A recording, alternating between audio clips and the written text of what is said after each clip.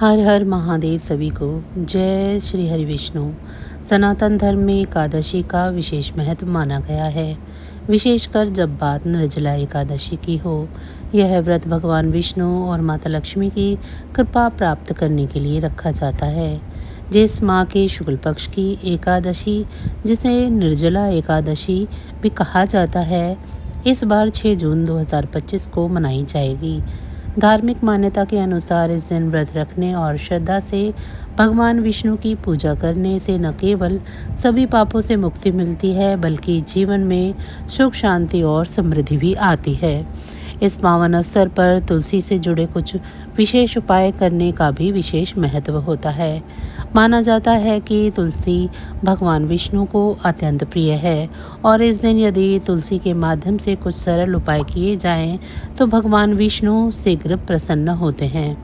इस बार एकादशी का प्रारंभ 6 जून को रात 2:15 से हो रहा है, इसीलिए उदया तिथि के अनुसार व्रत 6 जून को ही रखा जाएगा। यदि श्रद्धा और विधि पूर्वक इन उपायों को किया जाए तो जीवन की कई परेशानियों से राहत मिल सकती है। चलिए जान लेते हैं तुलसी से जुड़े उपाय।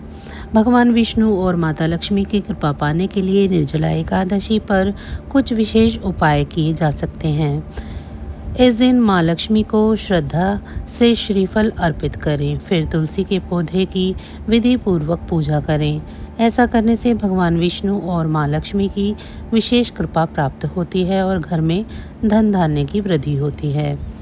इस दिन एक और महत्वपूर्ण उपाय यह है कि तुलसी की मंजरी को भगवान विष्णु के चरणों में अर्पित करें। मान्यता है कि इस साधारण से दिखने वाले कार्य से भगवान विष्णु प्रसन्न होते हैं और जीवन में सुख समृद्धि का प्रवाह शुरू होता है। इससे पुराने कष्ट और बाधाएं भी दूर होने लगती हैं।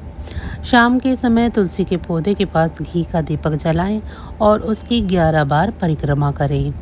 यह उपाय जीवन में सुख, शांति और सकारात्मक ऊर्जा बनाए रखने में सहायक होता है। इन सरल लेकिन प्रभावशाली उपायों को श्रद्धा और आस्था से करने पर भगवान विष्णु और लक्ष्मी की कृपा सहज ही आपको प्राप्त हो सकती है। निर्जला एकादशी व्रत 2025 में खास बात यह है कि इस बार एकादशी तिथि 2 दिनों तक चलती रहेगी। पंचांग के अनुसार यह पवित्र तिथि 6 जून 2025 को तड़के 2:15 पर शुरू होकर 7 जून की सुबह 4:47 तक रहेगी। यानी एकादशी तिथि लगभग 24 घंटे तक बनी रहेगी और दोनों ही दिन उदया तिथि का संयोग बना रहेगा।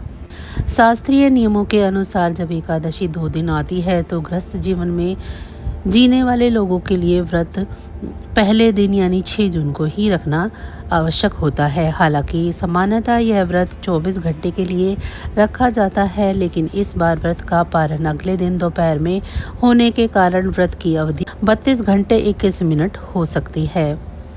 व्रत के पालन के बारे में अगर बात करें तो 7 जून को दोपहर 1:44 से शाम 4:31 के बीच में व्रत का पालन कर सकते हैं।